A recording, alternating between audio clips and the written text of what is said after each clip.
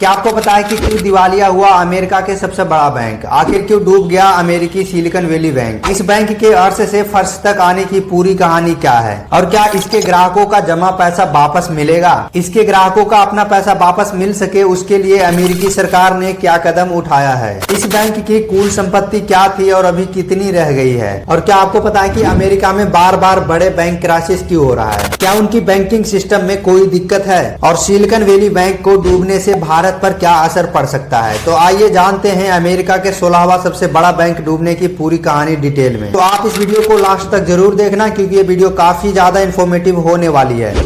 Of Silicon Valley Bank in Santa Clara, California, 16th largest bank in the U.S. with $175 billion in deposits, is now the biggest American bank to fail since the 2008 financial crisis. देखिए, California के Santa Clara में साल 1983 में silicon valley bank की शुरुआत की गई थी, जो कि बेसिकली टेक इंडस्ट्री का सबसे बड़ा समर्थक बैंक माना जाता था। और साल 2021 में इसके बारे में ऐसा कहा जा रहा था कि यह बैंक अमेरिका के करीब आधे वेंचर बैक्ड स्टार्टअप को पैसा देने वालों में से शामिल है। वैसे टेक कंपनी के अलावा इसने मीडिया कंपनी जैसे कि वॉक्स मीडिया के लिए भी काम किया है। इस बैंक के पास कई क्रिप्टो करेंसी फंड्स का डिपॉजिट भी था। आपको बता दूं कि सर्किल के मुताबिक 3.3 अरब डॉलर के रिजर्व सिलिकॉन वैली बैंक के पास है। इस बैंक के डूबने का खबर सामने आने के बाद बिनांस कॉइन और काइनेबस ने सर्किल के स्टेबल कॉइन यूएसडीसी में निकासी रोक दी। लेकिन अब दिवालिया क्रिप्टो लैंडर और ब्लॉकीफाई का भी 22.7 करोड़ डॉलर एसवीबी यानी कि सिलिकॉन वैली बैंक के पास अटक गया है, क्योंकि कुछ दिन पहले ही अमेरिका में बैंकिंग रेगुलेटर ने सिलिकॉन वैली बैंक को बंद करने का आदेश भी दे दिया है, जिसके कारण अमेरिका में तो हड़कंप मचा ही, साथ में हमारे इंडिया के स्टार्टअप भी चिंता में आ गए हैं। आपको बता दूं कि सिलिकॉन वैली बैंक के डूबने के कारण खाता धारकों का बहुत बुरा हाल हो गया है। वैसे इस बैंक में मुख्यतः टेक कंपनी, वेंचर कैपिटलिस्ट और खास तरह के स्टार्टअप का पैसा लगा था और इसीलिए इस बैंक से जुड़े निवेशक जमाकर्ता को अपनी रकम के वापसी के लिए भारी चिंता सता रही है। आपको बता दूं कि सिलिकॉन वैली बैंक को इसके रेगुलेटर्स के द्वारा अभी शटडाउन कर दिया गया है। इस बैंक को दिवालिया होने के बाद इसकी पूरी संपत्ति को सीज कर दी गई है और इस बात की जानकारी FDIC यानी कि फेडरल डिपॉजिट इंश्योरेंस कॉर्पोरेशन के द्वारा दी गई है।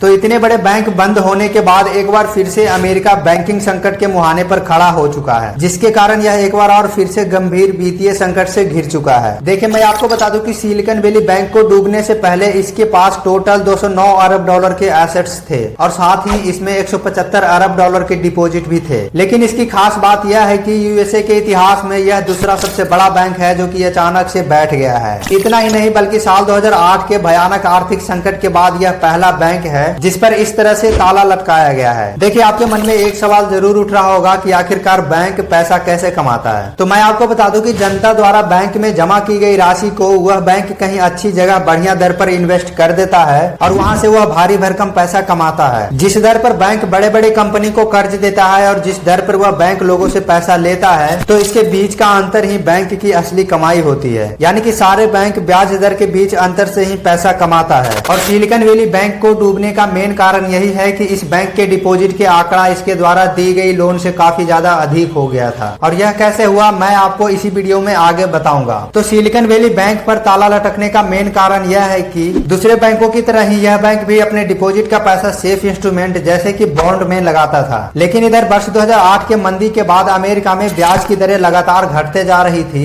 और इसी कम ब्याज के दर पर बैंकों को सस्ते लोन मिल रहे थे, जिसके बाद वेंचर कैपिटलिस्ट ने स्टार्टअप में जमकर पैसा लगाया था और इसका सबसे ज्यादा फायदा एसवीबी जैसे बैंकों को मिला था, जिसके लिए यह बैंक काफी ज्यादा भरोसेमंद साबित हो रही थी। लेकिन असली मुसीबत तो तब शुरू हुई जब पिछले साल फेडरल रिजर्व ने ब्याज की दरों में इजाफा किया था। मतलब कि इसके ब्याज के दरें बढ़ाते बढ़ाते इन्होंने 0.25 से लेकर 0.5% तक कर दी और आज 4.5 से लेकर 4.75% के बीच में बढ़ चुका है। देखिए, इतना ही नहीं बल्कि फेड चेयरमैन जेरोम पोवेल ने तो यह कह भी दिया था कि ब्याज की दरें 5.75% तक जा सकती है और जब ऐसा हुआ तो बॉन्ड पर मिलने वाला रिटर्न भी घट जाएगा, जो कि एसवीबी जैसे बैंकों के लिए काफी मुसीबत बढ़ गई। देखिए, फेड के द्वारा ऐसा करने से न सिर्फ रिटर्न घटा बल्कि बॉन्ड की मैच्योर होने की अवधि भी बढ़ गई थी और ब्याज की दरें बढ़ने के कारण ही स्टार्टअप की फंडिंग भी घट गई। तो ऐसे में सिलिकॉन वैली बैंक के लिए डिपॉजिट भी लगातार घटने लगा और 8 मार्च 2023 को इस बैंक ने 21 अरब डॉलर के शेयर बेचा था, जिसमें कि 1.8 अरब डॉलर को नुकसान नुकसान पर बेचा गया था। हालांकि बैंक के द्वारा यह कदम उसकी लिक्विडिटी बनाए रखने के लिए उठाया गया था। वैसे भी बैंक के द्वारा इस साल 2.2 अरब डॉलर के शेयर बेचने की योजना थी, लेकिन इतने में ही इधर मूडीज ने बैंक की रेटिंग को डाउनग्रेड कर दी। देखिए, मैं आपको बता दूं कि मूडीज एक इंटरनेशनल रेटिंग एजेंसी है, या फिर यह भी कह सकते हैं कि मूडीज एक कॉर्पोरेशन की ब्रांड क्रेडिट रेटिंग करने वाली कंपनी है, जो कि दुनिया भर के लगभग 135 देशों की क्रेडिट रेटिंग जारी करती है। देखिए, इधर पीटर थिल्स के फाउंडर फेड ने अपनी कंपनियों से कहा कि वे SVB से पैसा वापस निकाल लें। तो इतने में कई वेंचर कैपिटलिस्ट जैसे कि यूनियन स्क्वायर वेंचर और कॉटिक मैनेजमेंट ने ऐसा ही किया, जिसके कारण सिलिकॉन वैली बैंक इतने कम नोटिस पर भारी संख्या में पैसा निकालने की स्थिति में नहीं था। लेकिन 9 मार्च को इसके ग्राहकों के द्वारा 43 अरब डॉलर निकालने की कोशिश की गई,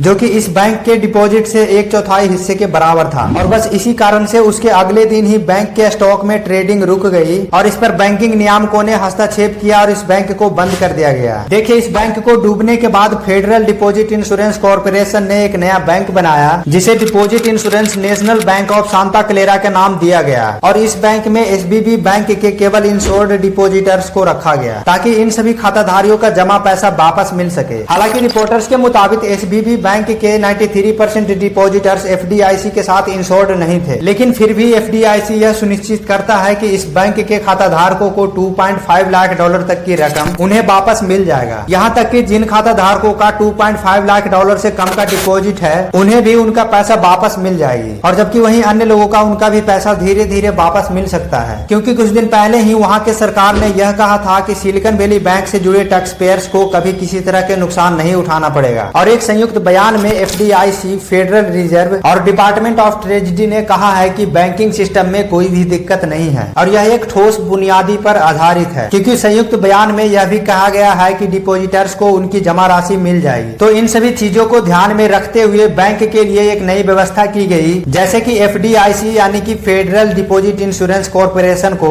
सिलिकॉन वैली बैंक का रिसीवर बनाया गया, जिसे ग्राहकों के पैसा को सुरक्षित रखने की जिम्मेदारी दी गई। इस कंडीशन को ध्यान में रखते हुए FDIC ने एक टीम का भी गठन किया था। हालांकि अमेरिकी गवर्नमेंट के तरफ से अभी तक इसके लिए कुछ खास कदम नहीं उठाया गया है। देखिए, इसके लिए अमेरिकन रिजर्व बैंक फेड की ओर से बैंक टर्म फंडिंग प्रोग्राम शुरू की गई थी, जिसके तहत किफायती दरों और बैंक की संपत्ति को गिरवी रखकर लोन दिया जाता है, जिससे कि कोई भी बैंक अपने संभावित निकासी से उत्तरदायित्व को पूरा कर सकता है। हालांकि सिलिकॉन वैली बैंक को वहां की सरकार की ओर से अभी तक कोई भी बेल आउट पैकेज नहीं दिया गया है, लेकिन फिर भी जमाकर्ताओं को यह भरोसा दिलाया गया है कि उनकी जमा राशि सुरक्षित है। देखिए, 2008 के बाद अमेरिका का यह सबसे बड़ा बैंकिंग क्राइसिस है। संपत्ति के हिसाब से सिलिकॉन वैली बैंक 2008 के बाद अमेरिका के सबसे बड़ा बैंक फेल माना जा रहा है, क्योंकि इस बैंक की संपत्ति 209 अरब डॉलर थी, जबकि इससे पहले 25 सितंबर 2008 को अमेरिकी बैंक वाशिंगटन म्यूचुअल फेल हो गया था, जिसकी कुल संपत्ति उस वक्त 307 अरब डॉलर थी। हालांकि अमेरिका में सबसे बड़ा फाइनेंशियल क्राइसिस लेहमान ब्रदर्स को माना जाता है, लेकिन वो बैंक नहीं था। देखिए, अभी तक सिलिकॉन वैली बैंक की बात खत्म भी नहीं हुआ था कि एक और ऐसे ही बैंक सामने आया, जिसके ऊपर अमेरिकी बैंकिंग रेगुलेटर्स का चाबुक चला। यानी कि कुछ दिन पहले ही अमेरिकी बैंक रेगुलेटर्स ने सिग्नेचर बैंक पर भी ताला लटका दिया। तो इससे साफ पता चलता है कि अमेरिका के बैंकिंग सिस्टम में कुछ तो दिक्कतें आ रही है, जो कि लोगों से छुपाया जा रहा है। हालांकि अमेरिका के राष्ट्रपति ने यह आश्वासन दिया है कि इस बैंक में डिपॉजिटर्स की पैसा सुरक्षित है, लेकिन अमेरिका में बैंक डूबने के बाद खाता धारकों को कितना पैसा वापस मिलेगा, इस बात को लेकर भी वहाँ नियम कानून कायदे हैं। देखिए, अमेरिका के सिलिकॉन वैली बैंक को फेल होने से इसका असर भारत के ऊपर भी पड़ सकता है, क्योंकि आज के समय में दुनिया के सभी देशों की अर्थव्यवस्था एक दूसरे से जुड़ी हुई है। तो ऐसे में किसी देश के बैंक को फेल होने का असर दूसरे देश पर भी दिखना स्वाभाविक है, क्योंकि किसी भी अर्थव्यवस्था में इंटरलिंकेज आमतौर पर लिक्विडिटी चैनल, प्राइस चैनल और डिमांड चैनल के माध्यम से होती है। और इन तीनों की स्थिति 2022 के तुलना में अभी काफी ज्यादा खराब है। तो एक एक करके इन तीनों टर्म्स के बारे में भी जान लेते हैं कि यह क्या होता है। तो पहला है लिक्विडिटी चैनल। इसमें किसी भी बड़े आर्थिक घटना का प्रभाव तत्काल दिखाई देता है। मतलब यह है कि बाजार की कीमतों के मुताबिक आपका मौजूद एसेट्स कितनी जल्दी कैश में बदल सकता है। वैसे अलग अलग एसेट्स के हिसाब से उसकी लिक्विडिटी भी अलग अलग होती है। तो दूसरा है प्राइस चैनल। देखिए, बेसिकली यह चैनल किसी चार्ट पर तब उभरता है जब किसी सिक्योरिटी की कीमत दो समानांतर लाइनों के बीच बॉन्डेड हो जाती है, चाहे वह हॉरिजेंटल हो या फिर असेंडिंग या डिसेंडिंग हो। ट्रेडर्स तब बिक्री कर सकते हैं जब कीमत प्राइस चैनल के ऊपरी ट्रेड लाइन के समीप जाती है, और तब खरीद सकते हैं जब यह निचली ट्रेड लाइन के संपर्क में आती है।